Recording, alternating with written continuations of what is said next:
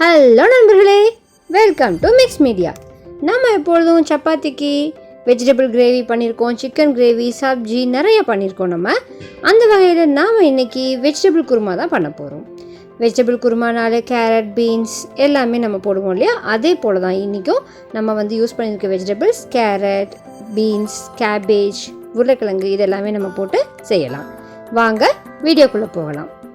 So first நம்மளுடைய குருமாக்கு தேவையான மசாலாவை அரைச்சி எடுத்துக்கலாம்.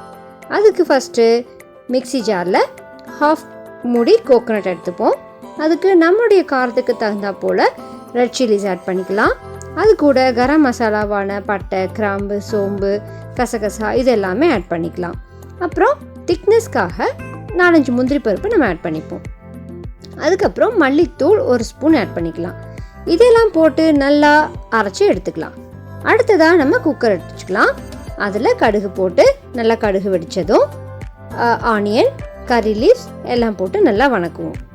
அப்படி எல்லாமே போட்டு வணக்கி எடுத்ததுக்கப்புறமா நம்ம டொமேட்டோஸ் ஆட் பண்ணிப்போம். இந்த இடத்துல ஒரே ஒரு டொமேட்டோ ஆட் பண்ணுங்கள் போதும். ரொம்ப ஆட் பண்ணிங்கன்னா புளிக்கும். அதனால் ஒரே ஒரு டொமேட்டோ மட்டும் போட்டு ஆட் பண்ணிக்கலாம்.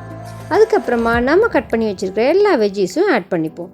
நாங்கள் இன்றைக்கி உருளைக்கிழங்கு, கேரட், கேபேஜ் இதெல்லாமே ஆட் பண்ணியிருக்கோம்.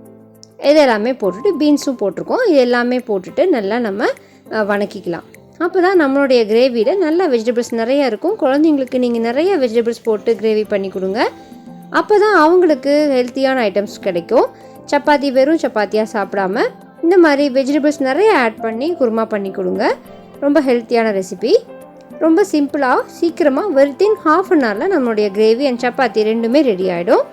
ஸோ இது நல்லாவே நம்ம ஆயிலில் வணக்கிக்கலாம் ஃபஸ்ட்டு. இல்லைன்னா நமக்கு பச்சை ஸ்மெல்லாக இருக்கும். அதனால் நல்லா வணக்கிப்போம். அது கூடவே நம்ம கொஞ்சம் மஞ்சத்தூள் ஆட் பண்ணிக்கலாம். ஆட் பண்ணிவிட்டு நல்லா வணக்கிக்கோங்க. இப்போது இதே மசாலாவை யூஸ் பண்ணி நீங்கள் எக்கு போட்டு செஞ்சிங்கனாலும் நம்மளுடைய எக் கிரேவி ரொம்ப ரொம்ப சூப்பராக இருக்கும். ட்ரை பண்ணி பாருங்கள். நம்ம இந்த மசாலாவுக்கு தேவையான சால்ட் ஆட் பண்ணிக்கலாம். ஆட் பண்ணிவிட்டு நல்லா வணக்கிக்கோங்க. அப்போ தான் இந்த வெஜிடபிள்ஸ் எல்லாமே ஓரளவுக்கு நல்லா பாயில் ஆகிடும் ஆயில்லையே. நல்லா வணங்கினதுக்கப்புறமா நம்ம அரைச்சி வச்சுருக்கிற இந்த மசாலாவை இது கூட ஆட் பண்ணிக்கலாம்.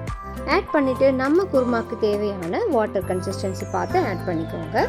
ஆட் பண்ணி நம்மளுடைய சால்ட்டு, ஸ்பைசினஸ் எல்லாமே கரெக்டாக இருக்கா அப்படின்னு இந்த ஸ்டேஜில் செக் பண்ணிக்கோங்க. நமக்கு சப்போஸ் ஸ்பைசினஸ் பத்தலை, இன்னும் ஸ்பைசினஸ் வேணும் அப்படின்னா கொஞ்சம் சில்லி பவுடர் இது கூட ஆட் பண்ணிக்கலாம். நல்லா கலக்கி விட்டுக்கோங்க.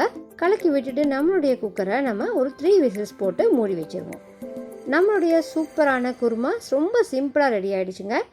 நம்ம ஃபைனலாக குக்கர் ஓப்பன் பண்ணதுக்கப்புறமா நம்ம இன்னும் கொஞ்சம் கரம் மசாலா டேஸ்ட் வேணும் அப்படின்னா ஒரு ½ டீஸ்பூன் கரம் மசாலா பவுடர் இந்த ஸ்டேஜில் ஆட் பண்ணி எடுத்துக்கிட்டோம் அப்படின்னா நம்மளுடைய குருமா சூப்பராக ரெடி ஆகிடுங்க. பாருங்கள், ரொம்ப ஆயில் ஃப்ளோட் ஆகிட்டு சூப்பராக இருக்குது பார்த்தீங்களா? நம்மளுடைய ஆத்தென்டிக் டேஸ்டான குருமா ரொம்ப பர்ஃபெக்டாக ரெடியாகி வந்திருக்கு. இந்த மசாலாவை யூஸ் பண்ணி நம்ம கொண்ட கடலை, பச்சை பட்டாணி, எக்கு, சோயா இது மாதிரி பல வகையாக செய்யலாம். அதில் நம்ம இன்றைக்கி வெஜிடபிள்ஸ் போட்டிருக்கோம். இதே மாதிரி நீங்கள் இன்னும் பல விதமாக ட்ரை பண்ணி பாருங்கள். ஸோ சப்பாத்திக்கு சூப்பராக நம்மளுடைய கிரேவி ரெடி ஆகிடுச்சுங்க. இதே மாதிரி இன்னும் பல ரெசிபீஸ்க்காக எங்களோட சேனலை சப்ஸ்கிரைப் பண்ணிவிட்டு காத்துருங்க. டாட்டா, பாய் பாய்.